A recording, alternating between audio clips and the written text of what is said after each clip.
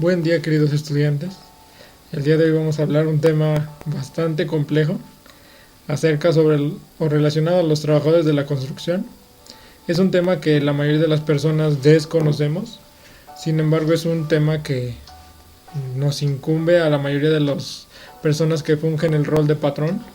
En este aspecto de trabajadores de la construcción, cuando nosotros deseamos construir, remodelar, ampliar o inclusive demoler una construcción, se contrata a cierto o a determinado personal que se encargue de estas labores. Sin embargo, al ser desconocedores de esta información, pues se nos olvida que dentro de la Ley Federal del Trabajo se hace mención de que toda persona que contrate el servicio mediante una subordinación está obligado a contribuir a los pagos, cuotas, retención de impuestos y demás obligaciones que trae como consigo la figura patronal. Dentro del tema de trabajadores de la construcción no es la excepción. Sin embargo, la parte de seguridad social, que ahorita es la parte que vamos a abordar, es un tema bastante amplio. Sin embargo, su fundamento principal está en la Ley Federal del Trabajo, la Ley del Seguro Social y el Reglamento Interno para Trabajadores de la Construcción que se menciona dentro de la Ley del Seguro Social.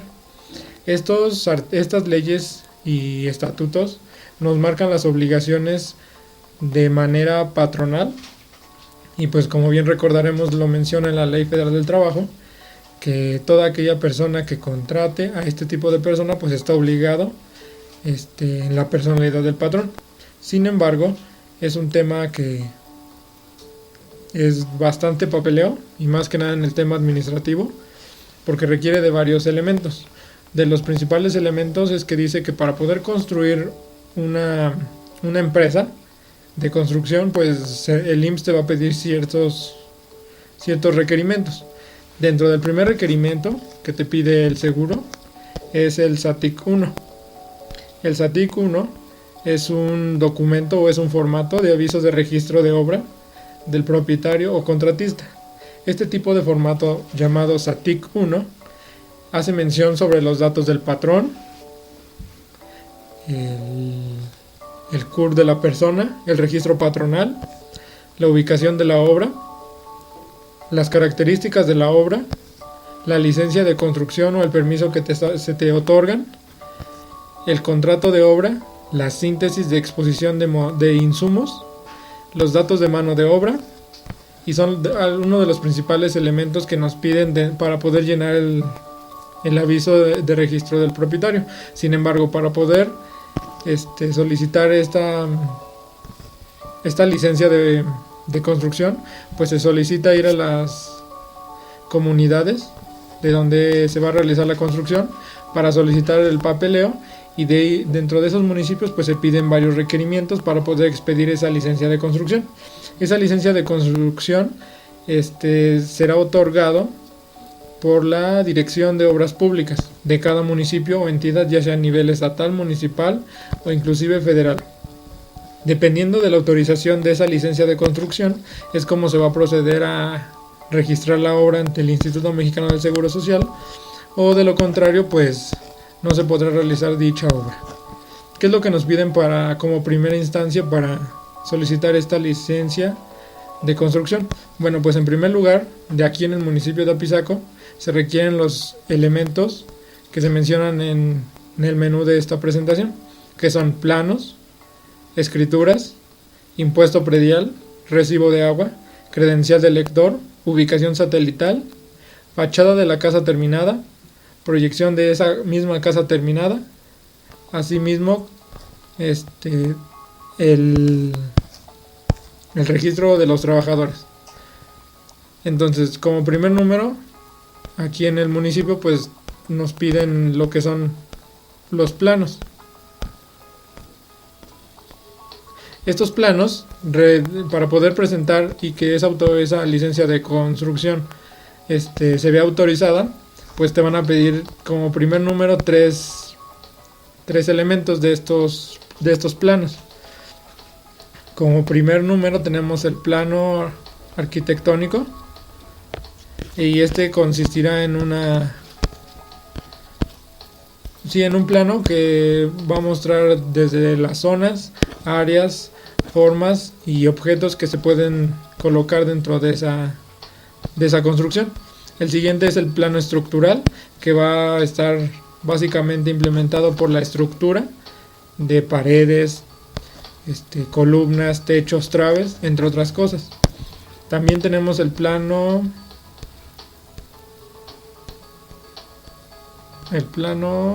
de instalaciones. Este plano de instalaciones nos va a marcar todo tipo de instalaciones, ya sea eléctrica, hidráulica, sistemas de riego, entre otras cosas. Todos estos elementos que conllevan los planos deben de estar debidamente requisitados con los datos del arquitecto que desarrolló estos planos, asimismo su matrícula o cédula profesional que amparen el trabajo del dicho arquitecto. Otro requisito indispensable para que nos otorguen esa licencia de construcción, pues son las escrituras. En estas escrituras se va a dar fe y legalidad de que eres dueño de ese terreno. Dicho de otro modo, lo que te da la escritura es el poder sobre la posesión de esa propiedad. En esa se van a mencionar las personas y el notario público es el que va a dar fe y legalidad. Dentro del municipio de Apizaco, el notario encargado es el doctor Eduardo Lozano Tobar, de notario público número 3 de Apizaco, Tlaxcala, en donde se va a dar en la escritura pública conocimiento de la persona que compra, la persona que vende, los metros cuadrados de la propiedad, con qué instancias colinda, asimismo como el pago del impuesto sobre la adquisición de esta propiedad. También se va a mencionar dentro de esta escritura pública el sello del notario, firma del notario y firma del comprador y del vendedor. Con estos dos requisitos podemos comenzar a solicitar lo que es la licencia de construcción. Sin embargo, también nos van a pedir el impuesto predial. El impuesto predial es un impuesto que se paga a nivel municipal y este impuesto te lo genera el mismo ayuntamiento o municipio de la localidad donde se vaya a construir dicho predio. Va a mencionar la cantidad, concepto, si es una ubicación rural, la área del terreno, si es sobre construcción, si es sobre un terreno rural, debe llevar un número foliado, firma y sello de pagado. También nos van a pedir lo que es un recibo de agua. Este recibo de agua va a ser expedido por la Comisión de Agua Potable y Alcantarillado del municipio de Apizaco, en el cual va a contener tus datos, el domicilio, el sistema por bombeo y los servicios por los cuales estás contratando, asimismo con sello y firma. Todos estos documentos van a fungir o van a desarrollar la función de comprobar la identidad de la persona ante el Instituto Mexicano del Seguro Social para poder, en la Dirección de Obras Públicas van a poder revalidar estos datos para contemplar que se está haciendo la construcción de una manera legal y se está cumpliendo con todos los requerimientos. Luego vamos con la ubicación satelital. Esta ubicación satelital nos va a mostrar en dónde se ubica y con qué partes colinda cada una del predio. Y por último, la fachada de la casa terminada. Ahí se van a mostrar imágenes de cómo quedaría la casa desde tanto exteriores e interiores, mostrando ya como producto de la casa finalizada. También ya que tenemos estos requerimientos, nos van a proporcionar lo que es la licencia de construcción. Esta licencia es un documento que expide el municipio donde te da autorización para poder construir el predio o la denominación de tu preferencia. Para este caso se van a construir 2 casas de interés social en el predio antes mencionado, en la ubicación Prolongación Hidalgo 10, Colonia Lindavista, con una durabilidad de 12 meses, que es el periodo en el que se solicitó para acabar la obra. Y por último, ya que tenemos estos datos, pues ahora sí se acude al Instituto Mexicano del Seguro Social, el cual te va a llenar el SATIC, pero para poder llenar este SATIC, lo primero que nos pide el Instituto Mexicano del Seguro Social es que contemos con todos los presupuestos. Estos presupuestos pueden ser, más bien va desde el presupuesto total hasta el presupuesto de manos de obra y presupuesto salarial. Asimismo, una memoria descriptiva y una base de datos de todas las personas que estás contratando para poder desarrollar esa construcción. Los presupuestos, vamos con el primer presupuesto, que es el presupuesto total, el cual abarca desde mano de obra, materia prima y las actividades que se van a ir relacionando o se van a ir desarrollando conforme va pasando la construcción. El presupuesto total abarca temas o abarca puntos bastante extensos, como son los preliminares. Te va a arrojar la unidad de medida, cantidad, precio unitario, subtotal y total de cada uno de los apartados que conlleva la construcción de una casa, que va desde los preliminares, la cimentación, los muros y castillos, la plantilla de concreto y azotea, las losas, la mampostería, el drenaje, la estructura. Y en la estructura se va mencionando cada una de las actividades que se ve relacionando, así como materia prima, y se va detallando de manera específica cuánto y sobre qué monto se está generando cada uno de estos presupuestos. También nos vamos con el apartado de escaleras, pisos, los recubrimientos, ya sean de cemento, de yeso, de todo aquel material con el que se recubra alguna superficie de cemento o de bloc. También los recubrimientos incluyen lo que son los impermeabilizantes, las colocaciones, que es el plafón, la cinta de calefa, el espesor fijado entre postes y entre muchos otros. También vamos a tener el apartado de varios, en donde se van a incluir los impermeabilizantes, separadores recientes de coladeras, proyectores, suministros, acarreo de materiales, de loseta, de cerámica. Asimismo, la instalación sanitaria, que es toda la instalación del baño, medio baño, incluidos la salida de respiradero del sistema sanitario, el sistema hidráulico, los muebles de baño, la instalación de dichos muebles, la acumulación de esos, el servicio, la limpieza, la instalación eléctrica, la cancelería, todo lo que son ventanas, todo aquello de metal, la carpintería para repisas, para closets y entre muchas otras cosas. La yesería, la vidriería, la pintura, una cisterna, tabla roca, divisores, azotea y limpieza. Todo esto conlleva lo que es un presupuesto total de la obra. Este presupuesto total de la obra nos va a mencionar todo lo que nos vamos a gastar en materia de la elaboración de esta casa. El presupuesto con el que salió total es de 7.396.704.91 pesos. Cada uno de estos elementos se va desglosando en cada una de las partes que hacen íntegramente dentro del presupuesto total. También, ¿qué otro presupuesto nos pide? El presupuesto salarial. El presupuesto salarial no es más que nada en cuánto te vas o en cuantificar cuánto se lleva de gastos por concepto de salarios. Y este presupuesto salarial también hace mención que pues lo debemos de integrar considerando los días que trabajan los trabajadores de la construcción, que como bien lo sabemos o la mayoría de las personas conocemos, los trabajadores de la construcción o comúnmente se conocen como albañiles, trabajan nada más de lunes a sábado y el sábado laboran nada más mediodía, con lo que quiere decir que tenemos en días hábiles 6 días, semanas al mes 4. Si multiplicamos esos 6 días por los 4 meses, por los 12 meses del año, obtenemos que los días totales que laboran cada uno de estos trabajadores de la construcción pues sería de 288 días. Dicho de otro modo, también por cada puesto dentro de la organización y de la empresa se deben de establecer los puestos y rangos. Dicho de otra manera, mediante una pirámide. ¿Qué rango es el más alto? ¿Qué rango es el más bajo? ¿Y quién obedece a quién? Por ejemplo, en este aspecto, el maestro de obra es el encargado de la mayor parte de las labores, de dirigir cada una de las labores y de establecer qué y cuánto se va a establecer para cada una de las obras. El maestro de obras es el encargado, de ahí un subordinado es el oficial en general, después de ahí va el cabo, luego el ayudante general, peón u operador, y también si se pueden asignar un capataz. Cada una de esas de las 5 ramas que les mencioné tiene que ver con un puesto. Ese puesto, dentro de nuestro presupuesto, tenemos que asignar cuántos trabajadores van a desempeñarse en esta obra.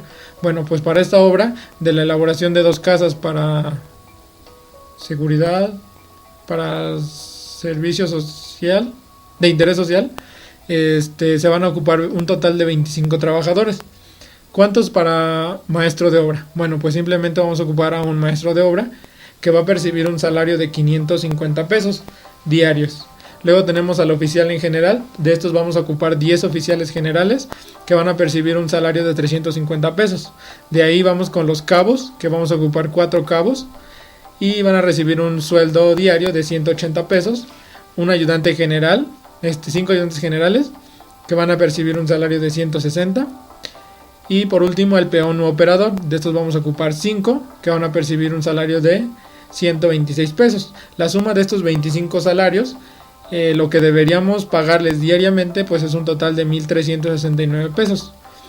Si esto lo multiplicamos por las jornadas del año, que son 288 por cada trabajador, y lo multiplicamos por el número de trabajadores, tenemos las jornadas anuales por puesto. Estas jornadas anuales, si las sumamos, nos dan un total de 7,200 jornadas que cada uno de las que de manera general estaríamos abarcando a lo largo de estos 12 periodos que se elaborarán la casa. De ahí, ¿cuánto vamos a costear o cuánto me va a generar en dinero estas 7,200 jornadas?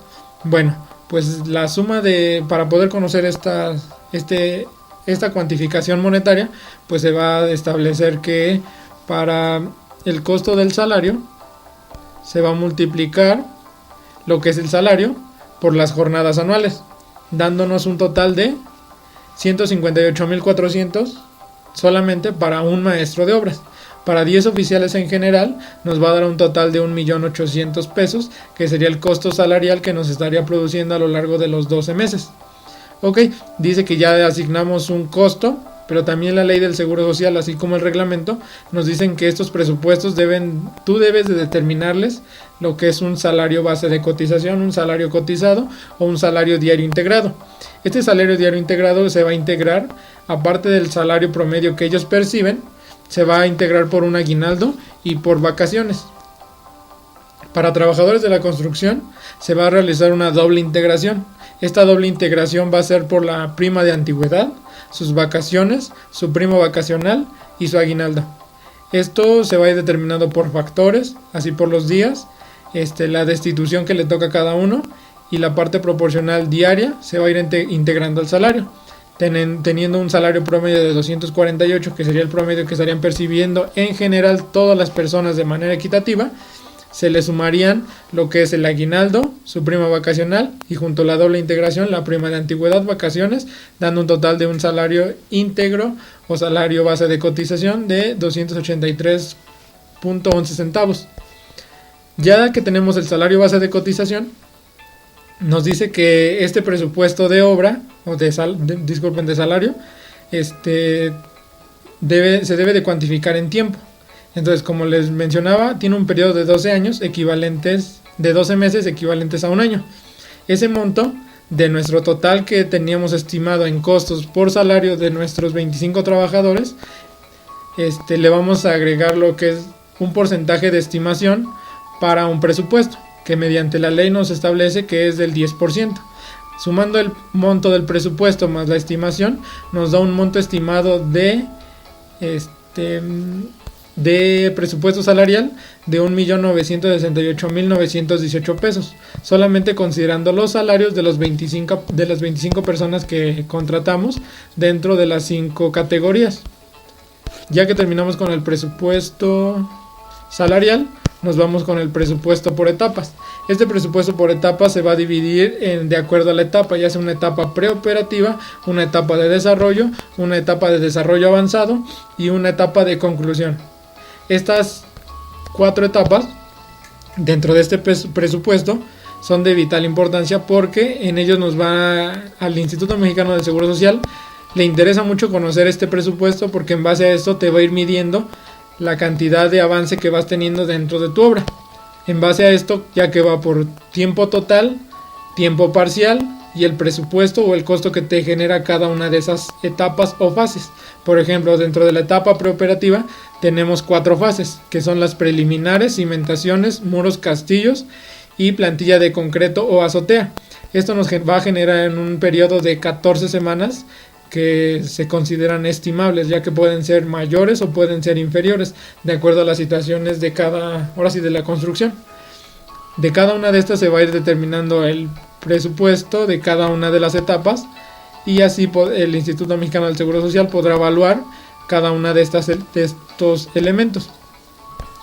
De ahí también, ya que tenemos un presupuesto total, un presupuesto por etapas debe de coincidir con un presupuesto total, ya que la suma de ambos pues solamente está distribuida de diferente forma. De ahí nos vamos con el presupuesto de mano de obra. Este presupuesto de manos de obra nos va a indicar lo que conlleva dentro de la elaboración de esta construcción, la mano de obra expresada en jornadas. Se dice que tenemos 312 jornadas y se van a registrar a cada uno de los 25 trabajadores que tenemos, y a estas jornadas para conocer el precio total de cada uno de los trabajadores, pues se va a multiplicar la cantidad de jornadas por el precio unitario o el salario que percibe cada uno de ellos, y en base a eso se va a determinar el salario que estarían percibiendo a lo largo del año. Esta sería una estimación de los pagos que se estarían realizando por concepto de mano de obra. Esto es lo que nos conlleva el costo de la mano de obra. De ahí también nos dice el reglamento del seguro para los trabajadores de la construcción. En su artículo 8 nos menciona que como requisito primordial, debemos de contener una base de datos de todos los trabajadores. Estos trabajadores nos menciona el reglamento que deben de contener su CURP, su RFC, número de seguridad social, el nombre, la periodicidad del pago, los días que efectivamente labora y el monto del salario que estaría devengando. Dentro de la base de datos de los trabajadores solamente irían todos sus datos, y en la segunda parte, que es lo que nos pide el IMSS, esa iría en un listado de rayas, que también hace mención en el artículo 8 del reglamento del Seguro Social para trabajadores de la construcción. Ya que tenemos estos datos, también el instituto nos pide una memoria descriptiva. Esta memoria descriptiva nos va a hacer, como su nombre lo indica, una descripción general de todo lo que se va a ir haciendo en la obra. En esta se va a indicar los datos de la obra, que es la constructora, el propietario, la ubicación, los metros cuadrados y el arquitecto, así como el número de permiso.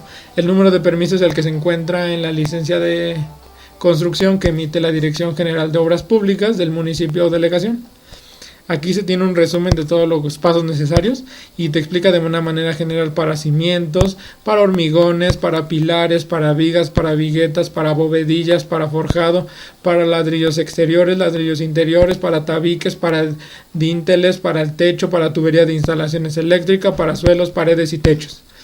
Te vamos a hacer una mención y una descripción de cada una de estas etapas, así como una representación gráfica de lo que conlleva cada una de estas fases o elementos, hasta el último punto, que sería el color y los detalles para tener ya tu fachada terminada. ¿Qué otro dato también nos pide? Es ya que tenemos los presupuestos, la base de datos, la memoria descriptiva y la licencia de construcción, ya podemos ahora sí acudir al Instituto Mexicano del Seguro Social para que nos emita lo que es el SATIC 1, que sería el aviso de registro de la obra, el que les mencioné desde el inicio, y ahí se van a contener los datos de los presupuestos. En este aviso se va a dar informe de la fecha de inicio de la obra y la fecha en que se espera terminar esta construcción.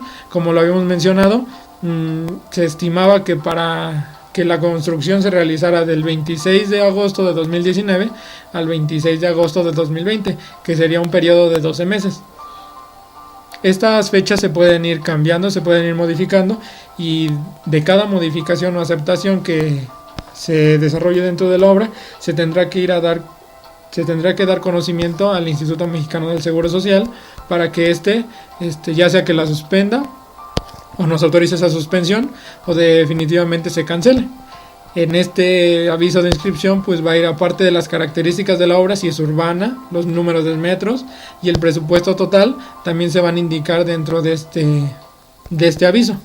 Este aviso, además de va a contener los datos de la licencia de construcción, la fecha de inicio y qué tipo de permiso es, si es una manifestación de obra, si es un permiso o si es una licencia de construcción. Para nuestro caso se va a presentar con la licencia de construcción que emite el mismo municipio o estado, de acuerdo a la delegación. De ahí nos vamos con los presupuestos o síntesis o resumen de lo que son los presupuestos. En este se van a expresar los materiales, el costo de los materiales totales, que sería el que se encuentra en el presupuesto total, el de mano de obra, en el presupuesto de mano de obra, el de herramienta y equipo, que es el del salarial. El costo de los gastos indirectos va a ser la suma de materiales, mano de obra y herramienta y equipo, y a eso se le van a sumar los costos indirectos de utilidad y financiamiento, que en este caso sería también parte de lo que es el presupuesto salarial. Sumando todos estos elementos nos da un presupuesto total de 10,928,36 pesos y 28 centavos. Ya que tenemos estos datos, para eso el IMSS te pide los presupuestos, que también deberás integrar a este documento. Los datos de la mano de obra.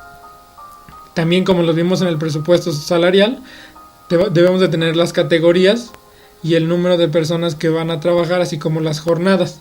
En este caso vamos a tener 5 categorías y cada una de las jornadas pues va determinada, como ya se mencionó en el presupuesto salarial. ¿Qué se le va a agregar a esto? Únicamente se le va a agregar el factor del salario real, que en este caso fue el factor de integración, y el salario base de cotización. El salario base de cotización se obtiene del salario diario multiplicado por el factor del salario. Eso nos va a dar un total del importe. Este importe se va a multiplicar por las jornadas por el salario base de cotización. Y así es como estaríamos entregando el primer requisito, que es el SATIC 1, aviso de registro de obra, o del contratista, que sería el que se entrega de manera personal ante el Instituto Mexicano del Seguro Social. Ok, ya que tenemos esto, ¿qué nos dice el reglamento del IMSS? Bueno, el reglamento del IMSS para trabajadores de la construcción nos dice que los patrones deben estar obligados, o más bien están obligados, a entregar al IMSS dentro de los primeros 5 días posteriores al inicio de la obra un aviso de inscripción de baja, modificación o alta del patrón. Ok, ¿dónde lo vamos a obtener? Bueno, pues se obtiene de lo que es el AFIL 1. El AFIL 1 va a ser un aviso donde nos vamos a inscribir nosotros como patrones. Ahí se van a mencionar los datos generales, el domicilio del patrón, y el tipo de la actividad o el giro al que nos dedicamos. En este caso es a la construcción, y se hace mención ahí, así como nuestros datos y la fecha en la que vamos a registrarnos. Ya que tenemos nuestro aviso de inscripción al IMSS, ahora ¿qué más nos pide? Nos pide también que, así como nosotros nos registramos como patrones o como figura patronal de trabajadores de la construcción, lo mismo hagamos con los trabajadores. Ese se va a encontrar en el AFIL número 2. Y este AFIL número 2 va a hacer mención de cada uno de los trabajadores que van a estar inscritos dentro del Instituto Mexicano del Seguro Social, para que el instituto les pueda garantizar todo lo que es su seguridad social. Les pueda garantizar su seguridad social. ¿Qué es lo que nos dice también el reglamento de Seguro Social para trabajadores de la construcción? Nos dice que esos trabajadores de la construcción no se quedan exentos en ninguno de los 5 seguros que ofrece la ley del Seguro Social. Entonces, así como las personas que están obligadas, también los trabajadores de la construcción tienen ese derecho de permanecer de gozar de estos beneficios de seguridad social que les debe otorgar el patrón. Ok, ya que tenemos el registro, ya tenemos nuestro SATIC, también ¿qué nos dice el reglamento de seguridad social para trabajadores de la construcción? Nos menciona que el patrón está obligado a generar y a entregar así como llevar registros ya sea de nóminas, listas de raya o control de cada uno de los ingresos que percibe cada uno de los trabajadores. Eso para garantizar que todas sus prestaciones y cumplimiento de las cuotas obrero-patronales estén haciendo de una manera eficaz. ¿Ok? Entonces, para eso, ¿qué es lo que nos pide? En este caso, como el reglamento te menciona 4 puntos, ya sea que manejes nómina, ya sea que manejes listas de raya o ya sea que manejes algún tipo de control, debe de contener con la siguiente información. En este caso vamos a ocupar lo que son las listas de raya por mes. Entonces, en este listado de listas de raya vamos a encontrar en primera instancia los elementos que debe de contener según el reglamento para trabajadores de la construcción que nos emite el IMSS. ¿Qué dice que los debe de contener? Debe contener el nombre completo, el cargo, el salario que percibe, su salario base de cotización, el salario que percibe, los días laborados y el total que percibe. Asimismo deberá contener la firma para que se pueda demostrar que efectivamente el trabajador recibió su remuneración. Entonces, ya que tenemos esos datos dentro de nuestras listas de raya, solamente se van registrando de manera semanal cada uno de estos elementos. Por ejemplo, aquí la primera lista de raya fue del 26 de agosto al 31 de agosto. Quiere decir que del 26 al 31 han pasado 6 días. Por consiguiente, los trabajadores laboraron 6 días e inclusive pueden haber laborado menor cantidad de días. Ya que se tiene todo esto, pues siempre debemos de sacar un total. Este total,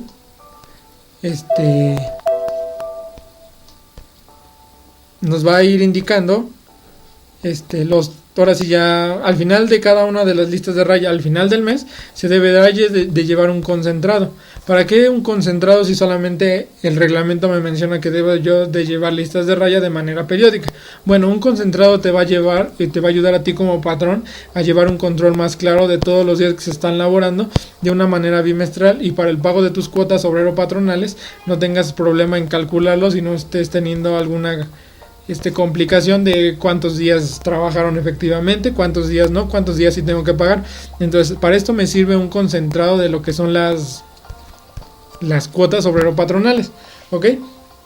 Entonces, ya que tenemos el concentrado, dice que las cuotas obrero patronales, también siendo una obligación dentro de la ley del Seguro Social, es una obligación patronal otorgar las cuotas obrero patronales, las que retienes, así mismo como las que pagas. Se generará lo que es una cédula de liquidación de cuotas obrero patronales. Esta cédula de liquidación de cuotas obrero patronales, dice la ley en el artículo 8º que esta información la deberás conservar por lo menos 5 años desde la fecha en que fue expedida o fue certificada. Esto nos hace recordar que toda documentación es comprobatoria. Por consiguiente, este es un documento que te comprueba a ti que estás cumpliendo con las obligaciones como patrón, y asimismo estás cumpliendo con las obligaciones del trabajador al aportar las cuotas que le corresponden al obrero. ¿Cómo se integra en este tipo de cédula? Bueno, pues esta cédula va a contener el nombre o razón social de la empresa, el registro patronal, registro de obra, el domicilio, qué tipo de bimestre es, el año en que se está laborando, el total de los días que efectivamente se están laborando, asimismo como la prima de riesgo de trabajo. La prima de riesgo de trabajo, como recordaremos en los artículos de la ley del Seguro Social, nos hace mención que para determinar la prima de riesgo de trabajo se determina de acuerdo a la clase y fracción determinada en el catálogo de riesgos de trabajo para cada una de las empresas. A esta se le va a sumar el 0.05 y ese va a ser nuestra prima para riesgos de trabajo. Ese es un seguro bastante importante, sin embargo, los demás no son menos importantes. Como se los mencioné, también el reglamento les garantiza a los trabajadores de la construcción la utilidad o la aplicación de sus 5 seguros, que es enfermedad y maternidad, invalidez y vida, riesgo de trabajo, guardería, cesantía en edad avanzada y vejez. Todos estos de los 5 salarios tienen derecho a los trabajadores. Por consiguiente, al total de las percepciones que reciben, se les va a aplicar el porcentaje aplicable. En este caso ya no vamos a separar cuotas obrero ni cuotas patronales, sino que se unen los dos y se determinan ciertos porcentajes. Un ejemplo para determinar el porcentaje de aplicación, basándonos en las percepciones que recibe para enfermedad y maternidad, pues sería la determinación de la cuota fija, que está siendo una cuota patronal, pues vamos a determinar qué porcentaje le toca. Bueno, para esto se requiere de la UMA 2019, que multiplica por el 20.4, que sería la cuota fija, dividida entre el salario promedio que percibe cada uno de los trabajadores, dándonos un total de 6.93%. Después de ahí, para la determinación de más de 3 salarios, que es otra cuota que se determina dentro del régimen financiero de enfermedad y maternidad, nos dice que es una cuota patronal y una cuota obrera. Esta cuota patronal y esta cuota obrera se van a determinar por el salario base de cotización menos la UMA, el tope de la UMA, que equivale a 3 veces el salario, por el 1.10% dividido entre el salario diario promedio. Eso en cuestión de la aportación de más de 3 salarios. De ahí viene otra, que es la determinación de prestaciones en dinero.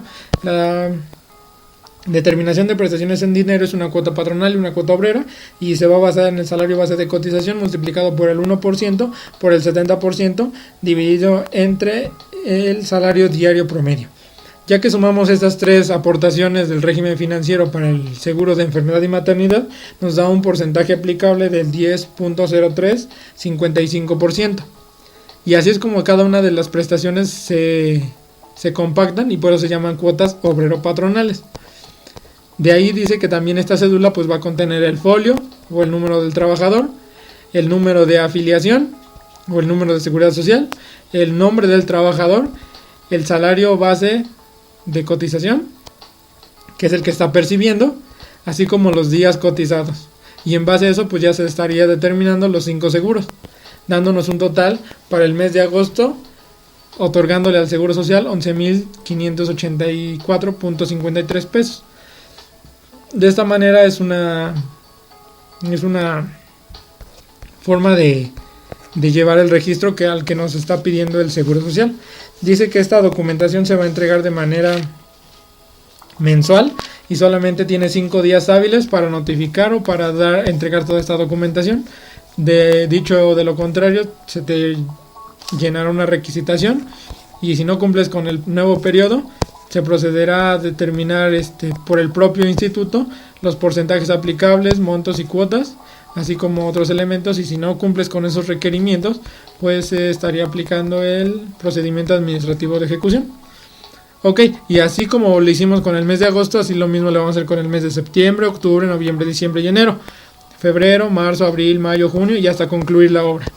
Ok, dice que ya, por ejemplo, ya tenemos lo indispensable para poder concluir terminar nuestras obligaciones patronales. Para esto dice que el patrón deberá de registrar, ya hicimos el registro de la construcción.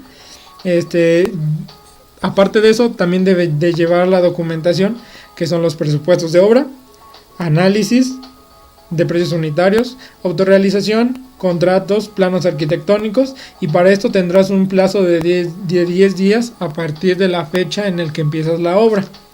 Deberás informar también al IMSS las incidencias de obra, las suspensiones, las reanudaciones, las cancelaciones y terminación de la obra.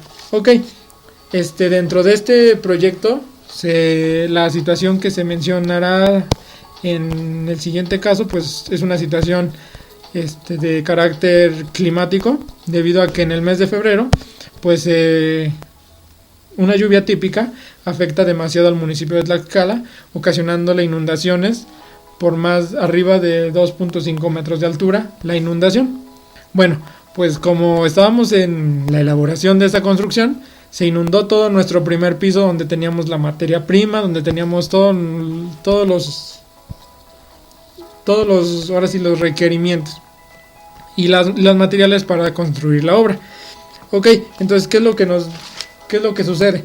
Pasa la lluvia típica, asistimos, fue de sábado para el día lunes, martes, miércoles, pues se podía trabajar. Sin embargo, ya para el día martes en la noche se complica la situación y se inunda. Para el día siguiente el nivel del agua ya había disminuido, para lo cual asistimos al lugar donde se está desarrollando la obra, y ahí nos damos cuenta que pues toda la maquinaria, equipo e instrumentación pues estaba mojado y dañado.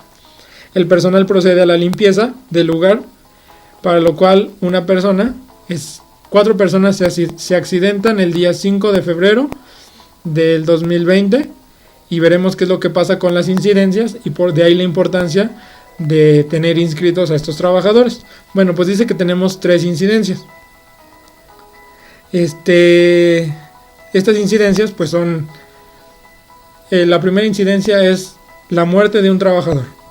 Este suceso ocurre porque mientras estaba limpiando, pues empieza a limpiar y pues se percata que al limpiar el área, pues las labores y poder continuar las maneras de la manera cronográfica, se da cuenta que había artículos que estaban conectados a la luz eléctrica y pues estaban mojados. Entonces el licenciado Jordi Nava Guarneros procedió a mover la planta generadora de electricidad, para lo cual recibe una descarga eléctrica de más de 18.000 voltios y dicha descarga deja al licenciado en el suelo y desprendiendo humo de todo el cuerpo y con un sangrado en la nariz y ojos muy abundante. Para esto se le llama a la ambulancia, se le llama al Instituto Mexicano del Seguro Social que venga por el cuerpo y todavía se encuentra con signos vitales, para lo cual en el área de accidentes de trabajo del IMSS, el médico lo empieza a analizar y examinar y pues determina que después de la descarga eléctrica la persona sufrió una pérdida de conocimiento y complicaciones en los demás órganos, dando la corriente paso por toda la zona torácica, paralizó el diafragma de una manera inmediata, a lo que se le llama la tetanización. Como consecuencia de esto, los pulmones también se quedan parados y no serán capaces de respirar. La asfixia, en este caso, será el verdugo que ocasionará un paro cardiorrespiratorio. Entonces, al ocasionar el paro cardiorrespiratorio, la persona pierde la vida. Entonces, todas las incidencias de trabajo pues recaen en el patrón, en el responsable de la obra. Sin embargo, si nosotros contratamos y afiliamos a nuestros trabajadores ante el Instituto Mexicano del Seguro Social, pues él va a responder por nosotros. Y en este caso, de la muerte de un trabajador, dice que los accidentes de trabajo van a originar 4 eventos, que son los que vamos a ver a continuación. Uno, puede ser una incapacidad temporal. El segundo, puede ser una incapacidad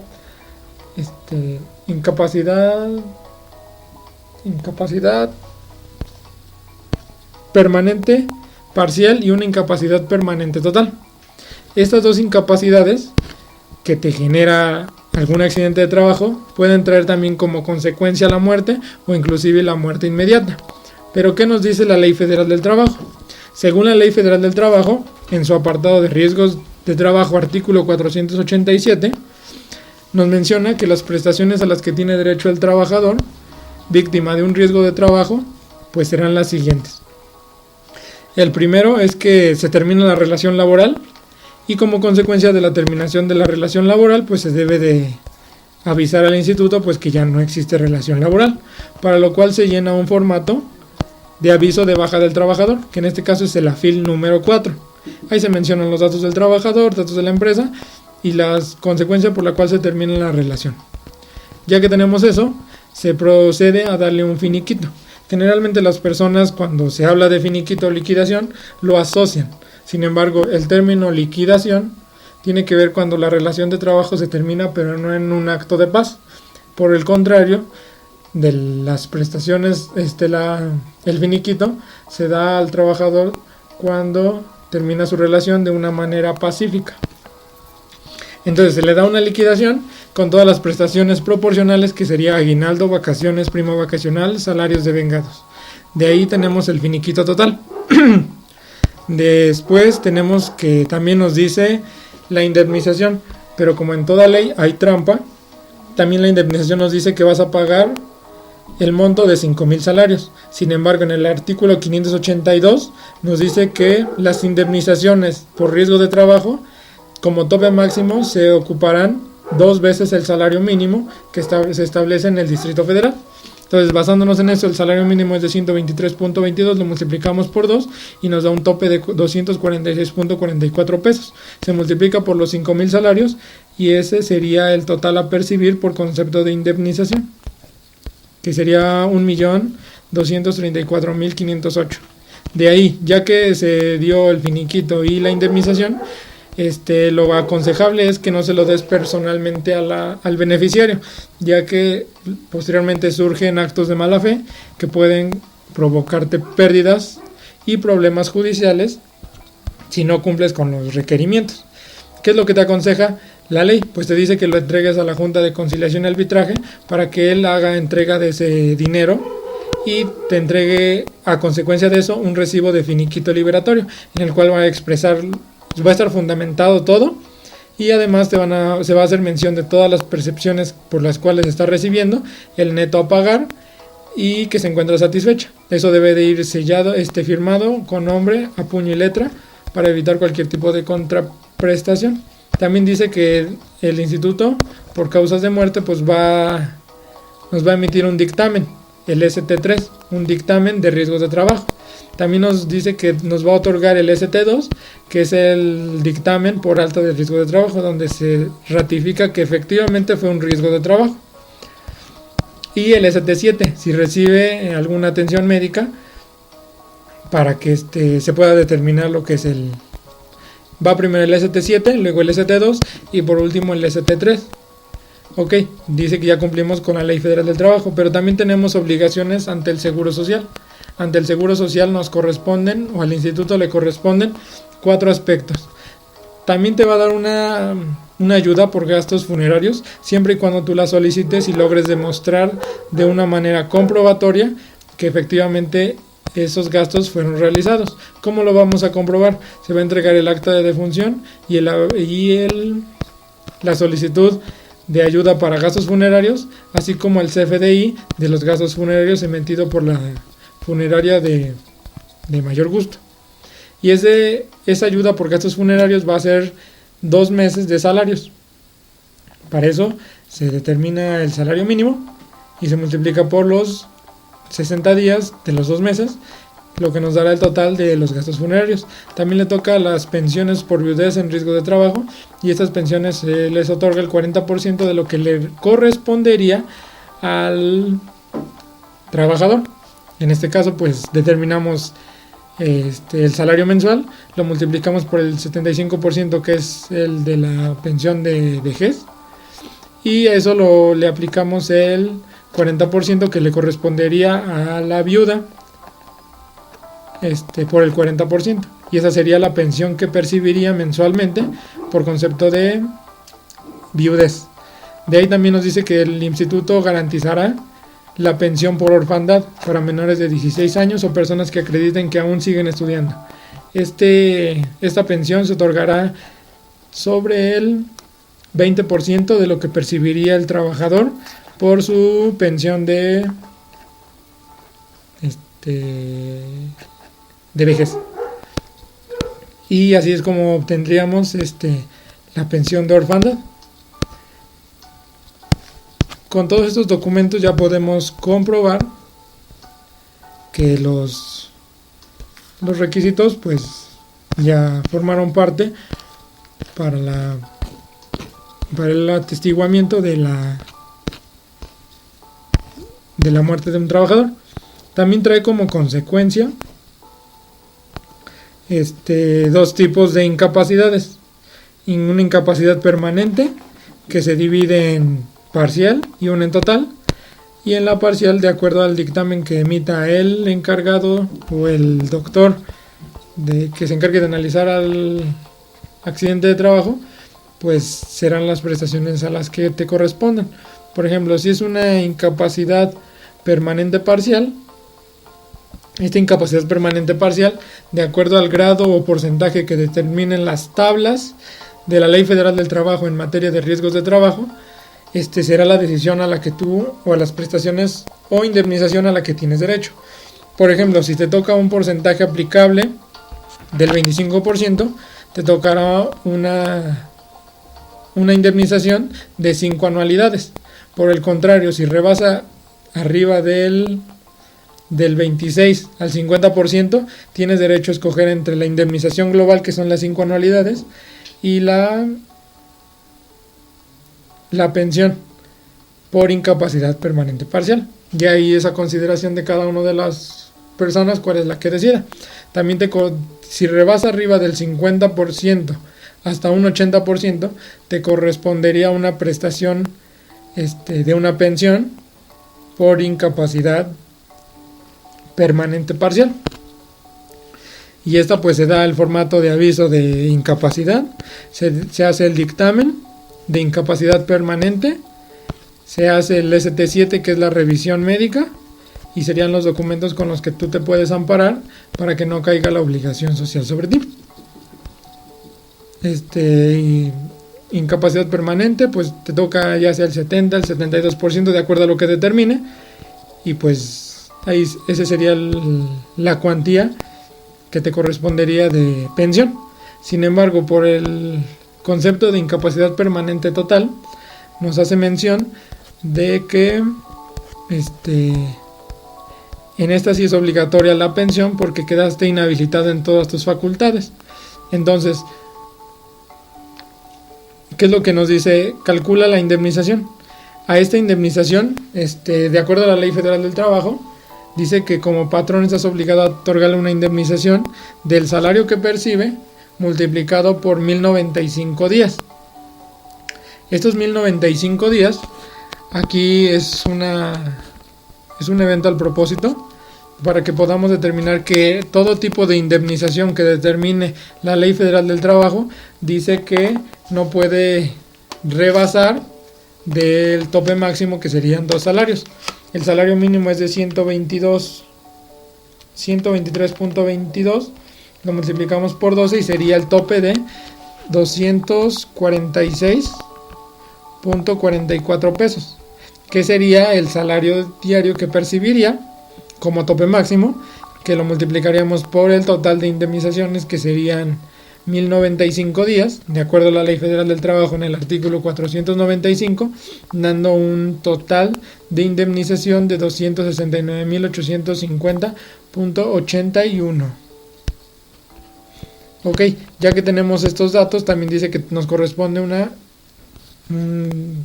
ahora sí, seguridad en el aspecto de seguridad social, las prestaciones o la prestación a la que va a tener derecho pues va a ser a una pensión por incapacidad permanente total, que también se va a determinar como en los casos pasados por el 70% y luego por el 50% o por el nivel que determina el médico de esa incapacidad. Y por último tenemos lo que es a la incapacidad temporal. La incapacidad temporal, esta es una incapacidad que no te inhabilita ninguna facultad, solamente es alguna molestia o alguna afección que con tratamiento médico se puede componer o se puede reparar. Y para esto la Ley Federal del Trabajo solamente hace un amparo que como indemnización el Instituto Mexicano del Seguro Social te dará íntegramente el salario que percibes. Entonces, este salario pues se multiplica por los días que te determinen la incapacidad temporal y sería la cantidad que estarías recibiendo o el subsidio que estarías recibiendo.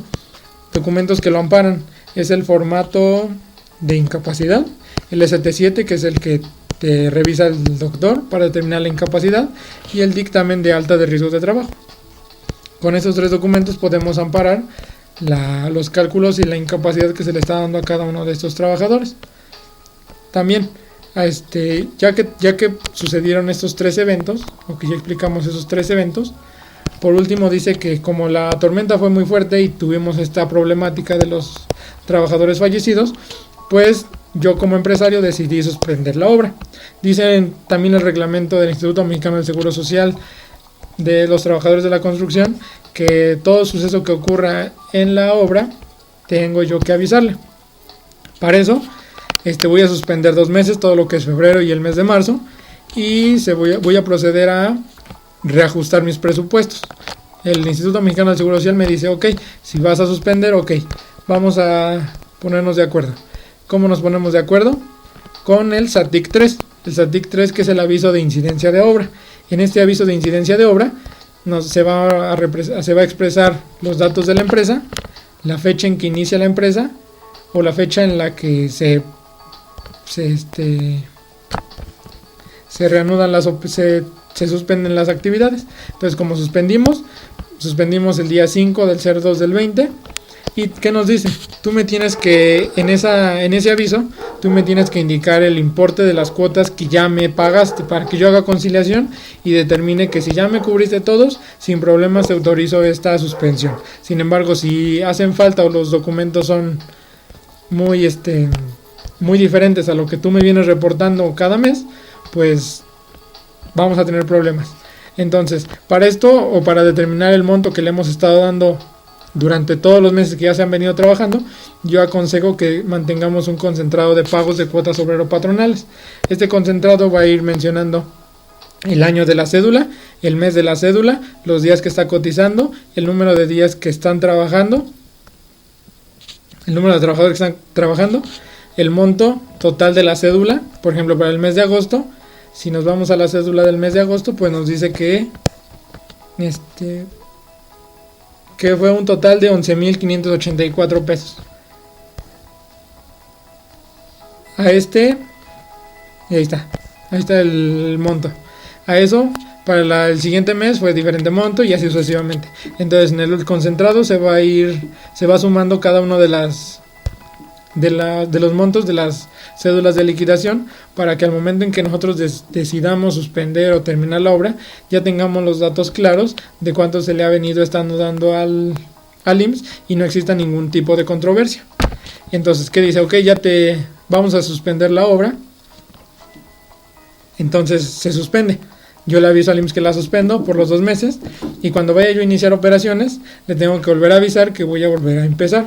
Para eso se da el aviso, el SATIC 3, que nos va a informar la reanudación de la obra y la fecha en que se va a reanudar, así como el monto de las cuotas que ya se le pagaron y los metros cuadrados que ya se han avanzado.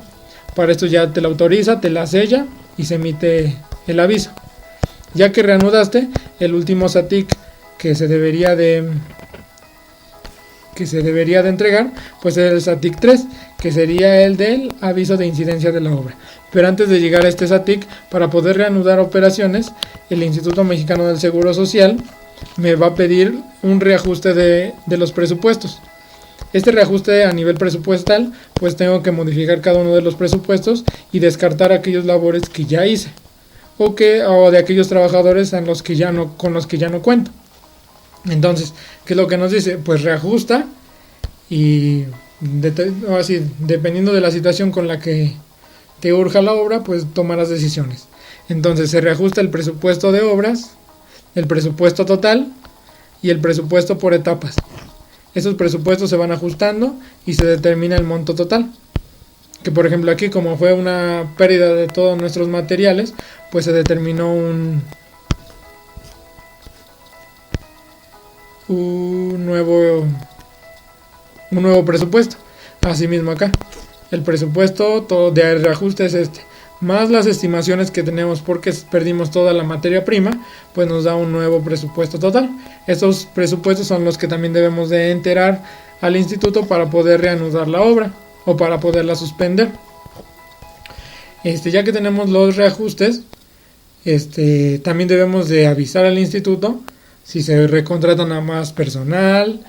O sea, todas esas situaciones las tenemos que avisar ante el instituto. Y por último ya sería la terminación de la obra. Pero para esto, como nosotros queríamos terminar la obra,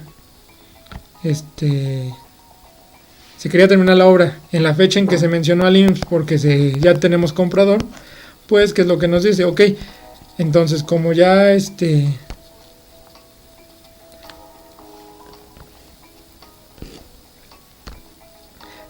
como requieres ahora sí terminarla luego, pues puedes recontratar a más personal. Entonces, ¿qué es lo que hacemos? En nuestra base de datos damos de alta a nuevas personas que desarrollen estas labores y se van a contratar a 7 personas.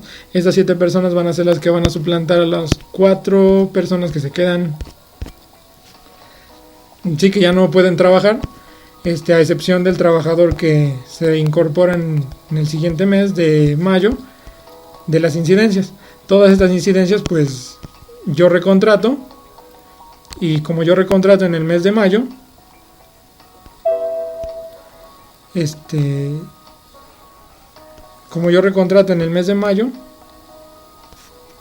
las cédulas, mis listas de raya y demás documentos pues se van a ir sí se van a ir generando de una manera diferente. ¿Por qué? Porque se van a ir anexando cada uno de esos elementos. Por ejemplo, para la lista de raya del mes de mayo, tenemos a la persona que falleció, que es el trabajador número 2, Nava Guarneros Jordi. A los dos que tenemos con incapacidad permanente, uno con incapacidad permanente parcial y el otro con incapacidad permanente total. Al de la incapacidad permanente total, hacer la estimación se nos hizo un poco costoso, así que preferimos mejor seguirle pagando todo lo que es seguirle pagando lo que es su salario, para que al final ya no tuviéramos que pagar un exceso por las prestaciones. Entonces se liquidaron esos dos, y en el mes de mayo pues ya regresó nuestro trabajador número 19 de la incapacidad permanente temporal, que es el trabajador número 19, y ya está trabajando de manera íntegra. Eso es lo que pasaría en las incidencias, ya sea que se liquiden, se reinstauren, pero lo que sí no podemos hacer ante un riesgo de trabajo sucedido en la empresa es que no los podemos despedir. ¿Por qué? Porque entonces ya sería un despido injustificado y aplicaría lo que dice la Ley Federal del Trabajo en el artículo 50. Entonces cada una de estas cédulas se va integrando y siempre se van a ir integrando a todos los trabajadores. Empezamos con 25 y terminamos con 31, 32, y descontamos al que ya no está con nosotros, al que se dio de baja, y nos da un total de 31 trabajadores, dando una sumatoria de cuotas obrero-patronales de 52.983 pesos. Entonces, así, al ritmo al que vamos, con la recontratación de mayor personal, pues se logra terminar lo que es toda la obra para el mes que se había mencionado. Entonces ya con esto se daría por concluido lo que es las incidencias, las listas de raya, lo que nos pide el seguro, los presupuestos y las memorias descriptivas de cada uno de los elementos.